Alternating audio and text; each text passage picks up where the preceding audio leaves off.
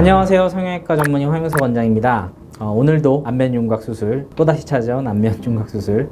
오늘은 턱끝 수술에 대한 내용이에요. 제가 수술에 대해서 조금 고집을 부리는 부분들이 있어요. 예를 들면은 광대 축소 같은 경우에는 이거는 개인적으로 이렇게 타협하고 싶지 않은 부분이 있어서 앞고정을 제외한 나머지 뒷고정이라든지 윗고정 이거를 빼고 하고 싶다고 하시는 분들이 계신데 그건 제가 그렇게는 수술을 안 하고요. 그 다음에 턱 수술 같은 경우도 옆에서 봤을 때 이제 각 자체를 완전히 없애고 싶어 하시는 분들이 계신데 저희 병원에서 제가 수술한 분들 보면 대부분 확실하게 각을 살리면서 대신에 정면에서 갸름해지는 효과를 내는 쪽으로 수술을 많이 하거든요. 하지만 턱끝 수술 같은 경우에는 좀 달라요. 이거는 취향을 굉장히 많이 타요. 턱끝의 모양은 길이가 긴 분이 예쁜 경우도 있고요. 짧은 분이 예쁠 수도 있어요.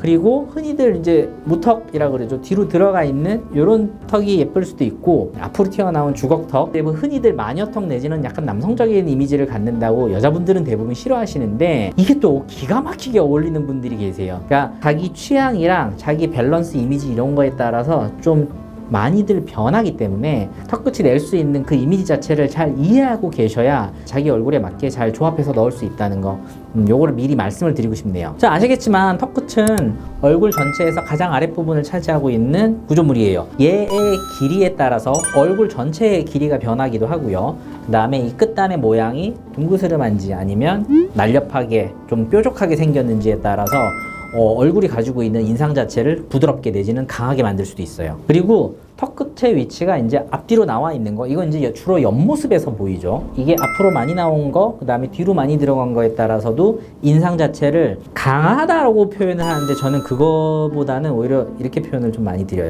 선명해진다고. 그러니까 턱 끝이 앞으로 나올수록 이런 입체감 자체가 좀 선명해지는 느낌이 있고 뒤로 들어가면 그런 선명도는 좀 떨어지는데 대신에 인상이 부드러워질 수 있는 거죠. 이런 포인트가 될 수도 있고요. 그리고 이제 뼈만 한정 지어서 얘기할 거는 아니라고 보는 게 어차피 우리가 원하는 거는 뼈 수술을 통해서건 뭔가를 해서건 우리 얼굴 전체가 가지고 있는 이미지를 변화시키고 근육과 살까지 더해져서 만들어내는 얼굴의 윤곽선 이거의 변화에 초점을 맞춰야 되잖아요. 그러니까 그렇게 봤을 때는 뼈 외의 나머지 부분들 특히 턱끝 같은 경우에는 이 앞에 달려있는 근육 그러니까 턱끝 근육이 있는데 이 근육이 만들어내는 윤곽선이라든지 그 다음에 근육 주변을 차지하고 있는 피하 지방의 양 이런 연부 조직에 의한 부분도 간과해서는 안 돼요. 그리고 이제 최종적인 건데 우리가 이제 턱끝 모양을 표현을 할 때 정면이나 아니면 이렇게 측면에서만 보고 얘기를 하는 건 아니잖아요. 고개를 싹 들어서 이렇게 날렵하게 만들어지는 이 턱끝 그러니까 얼굴 전체의 턱선이 마지막으로 완성되는 이 라인을 결정하는 부분이기 때문에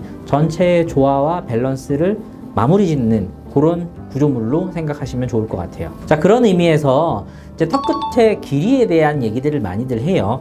이게 이제 고전적인 기준은 이마랑 중안면부랑 아래쪽 하안면부의 비율을 1대 1대1로 많이들 얘기를 하는데 아까 서두에 설명을 드렸다시피 이게 이제 1대 1대1이라는 것도 서양인들 기준으로 미의 기준을 잡아 놓은 거거든요. 그러니까 서양 같은 경우에는 약간 길고 좀 선명한 좀 앞으로 돌출되어 있는 이런 턱도 예쁠 수 있어요. 하지만 동양 분들 같은 경우에는 전반적으로 얼굴이 작은 걸 선호하는 것도 있지만 선 자체가 좀 부드럽고 다듬어져 있고 좀 여성적인 이런 라인을 선호하기 때문에 아무래도 길이 자체가 1대1보다는 1대 0.8 정도, 0.75 이런 정도로 좀 보수적으로 작게 접근하는 이런 경향이 있어요. 그러니까 내가 만약에 수술을 고려하고 있는데 좀 잘 모르겠다 이렇게 생각하면은 너무 길게 가시면 안 된다는 거 정도는 참고하셨으면 좋겠고요. 그리고 측면에서 봤을 때 이런 얘기도 많이 해요. 이거 이제 이상적인 라인으로 우리가 보는 건데 코끝하고 턱끝을 연결했을 때 이 선에 아랫입술이 살짝 닿는 정도나 아니면 살짝 떠 있는 거를 기준점으로 많이들 얘기를 하죠. 근데 이것도 마찬가지예요. 이것도 서양인들 기준이거든요. 동양인들, 특히 한국 분들 같은 경우에는 서양인들 기준을 갖다 대고 접목을 시키면은 무조건 주걱턱이라고 얘기를 하실 거예요. 그렇기 때문에 적어도 코끝, 아랫입술, 턱끝을 이렇게 놨을 때 일직선에 놓이거나 오히려 그거보다 턱이 좀 더 뒤로 들어가 있는 쪽을 저는 개인적으로는 권해드리고는 해요. 그러면 이런 질문을 하실 수 있는데 나는 내가 무턱이라고 생각하는데 이거를 교정을 해서 전진을 시키고 싶다. 해도 되느냐 했을 때 어떤 문제가 생기느냐 이거를 보셔야 된다는 거예요. 그러니까 주로 이제 와서 상담을 할 때 보면 약간 답정너처럼 정해놓고 오세요. 난 무턱이니까 전진해 주세요. 물론 이제 제가 봤을 때 진짜 심한 무턱이 맞고 이게 전진했을 때 얻어지는 이득이 훨씬 많다고 생각이 되면 어느 정도 변할 거고 어느 정도 좋아질 거다라는 정도로 마무리를 하곤 하는데, 무턱이에요. 무턱인데 나머지 다른 구조들 있죠. 예를 들면 치아의 위치라든지, 그 다음에 위쪽 턱과 아래쪽 턱의 위치 관계상 자체의 위치가 뒤로 많이 들어가서 생기는 무턱이 있거든요. 그러니까 이런 상태라든지 이런 것 때문에 턱 끝을 전진했을 때 예상치 못하는 결과가 나오는 경우들이 있어요.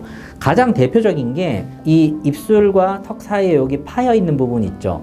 이 부분이 전진을 시킴으로써 더 쏙 들어가 보이게 만드는 이런 현상들이 발생할 수 있는데, 그거에 의해서 무턱의 교정 효과보다 오히려 선명하게 생기는 입술 아래쪽 패임이 더 심해지는 경우에는 미용적으로 얻는 것보다 잃는 게 더 클 수도 있거든요. 그러니까 그럴 때 그런 부분들을 제가 상담을 통해서 짚어드리면서 턱끝 수술, 그러니까 전진의 득과 실에 대해서 자세하게 설명을 드리는 거죠. 그러니까 그런 정보를 바탕으로 환자분하고 저랑 상담을 통해서 이 수술을 어떻게 할지 방향성을 정해 나가는 거, 이게 성형외과 상담에서 제일 중요한 부분이라고 저는 생각을 하거든요. 자, 오늘은 턱끝 수술에 대해서 말씀을 드렸는데요. 다음번에 좀 더 재미있고 유익한 주제로 찾아올 수 있도록 하겠습니다. 자, 다음 시간에 다시 뵐게요. 감사합니다.